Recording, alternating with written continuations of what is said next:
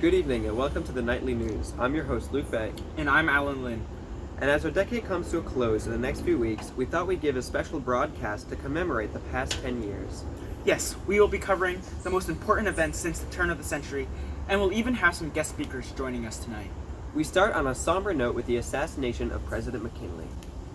McKinley was shot twice by anarchist Leon Czolgosz on September 6th and died several days later. Yes, it was truly a terrible day, mourned by all. However, after the death of President McKinley, Vice President Theodore Roosevelt took office in 1901. Often called Teddy, he was nicknamed the Trust Buster for breaking up several of the huge trusts and monopolies.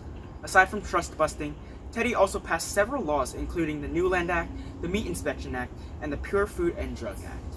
Another big event of the past 10 years was the conservationist movement. Roosevelt was always fond of the outdoors, and when he took office, he worked to protect it for years to come. Helped by John Muir, Roosevelt was instrumental in leading the movement, passing several laws to stop the development of natural areas. By creating the National Park System, with the American Antiquities Act of 1906, he preserved more than 230 million acres of land. Also at this time, the preservation versus conservation debate was sparked. Preservationists argued that nature should be left completely alone, while conservationists argued that it should be used responsibly. The culmination of this debate was seen with the Hetch Hetchy Valley in Yosemite, and whether or not San Francisco could use its water. I do love Yosemite, but I can see why they'd want to dam the lake. Indeed, truly a marvel of our time. Also in San Francisco at this time was the San Francisco earthquake of 1906. Now, that was an earthquake. It only lasted less than a minute, but the damage done was tremendous. Almost 30,000 people were left homeless, and still are even today, 4 years later. The neighboring towns of Santa Rosa and San Jose were also hit hard, sustaining almost more damage than San Francisco. Overall, the damage was terrible, and our thoughts go to the survivors. Next, we have the author of the revolutionary book, The Jungle, Upton Sinclair. Thank you for having me. Thank you for coming on to our show. Could you explain to the viewers about your book in a few words? Well, after taking a trip to the tenements and meatpacking district of Chicago, I felt that the country should see what I saw there. I used my book to expose the conditions these people worked in and lived in, with the hopes of eliciting some change. Without transparency, corporations have no incentive to follow the rules. Well said, Mr. Sinclair. Just one question for you, Mr. Sinclair. Do you believe that the Meat Inspection Act would have been passed without your powerful book? Well, that's a question I guess we'll never know the answer to for sure, but I do know my book played a large role in the passing of the act.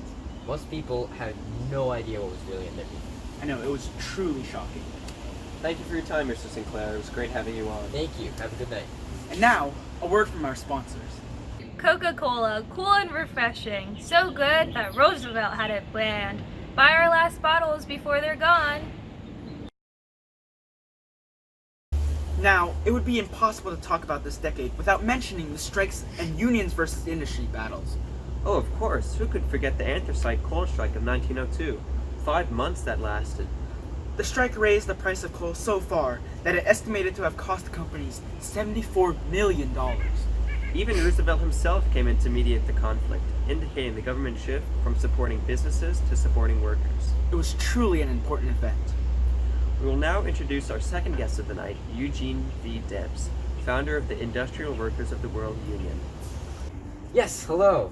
Thank you for inviting me on your show. Thank you for coming. We just have a few questions for you. How do you feel about the outcome of the past few presidential elections? Well, I would have loved to have won the presidency in either 04 or in 08, but I guess I'll just have to wait until 12 to try again. What was it like leading the Pullman strike in 1894? Tell us about that. Well, we were upset about the conditions that the railroad companies had forced upon our workers, so we helped create a strike to shut down those railways. Wow, so brave. Yeah, but it only lasted a month until President Cleveland had to send in troops to break it up. The strike ended and then they put me in jail for 6 months. Ooh, what a story. Well, I'm sorry, but that's all the time we have. Thank you for coming on, Mr. Debs. Thank you for having me. Up next, we'd like to commemorate the incredible technological achievements of this decade. Amazingly, humans have taken to the sky.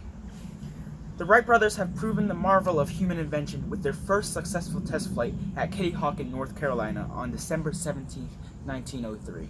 On that day, the most impressive flight was taken by Wilbur Wright, an amazing 852 feet in 59 seconds. Sadly, after the last flight that Wilbur took, the machine took on a horrible gust of wind. It rolled over and sustained damage that could not be repaired. Since then, flight technology has significantly improved. We could be flying across the Atlantic Ocean soon. What's next? The moon? On the note of technological advances, we have invited a factory worker to talk about how technology has advanced in the industrial scene. Hello there, happy to be here. Could you care to tell us a little bit about what you do? Well, I'm a worker at Henry Ford's factory. I help produce the Ford Model Ts, the very cars you gentlemen are probably driving today. Wow. How long does it usually take to make a car? Surprisingly, it only takes 2.5 hours. Wow, I thought it took up to 12 hours to make a car. That was before the marvelous method of assembly that Mr. Ford has created. Would you care to explain? Well, you see, instead of making cars one at a time, each worker is assigned a single step that we do over and over again. It's rumored that a blind person will be able to do his or her job properly. And what is your part of the whole process? See, I fix the wheels onto the cars after the frame and everything, almost everything else is finished. After the first 20 cars I've done, I've basically ingrained the steps into my mind. That is so fascinating. Well, I wish I could ask you more questions, but it seems we're nearing the end of our program. That's all we have for tonight, folks. Join in next week in the new year for our next broadcast. Thank you, and have a good night.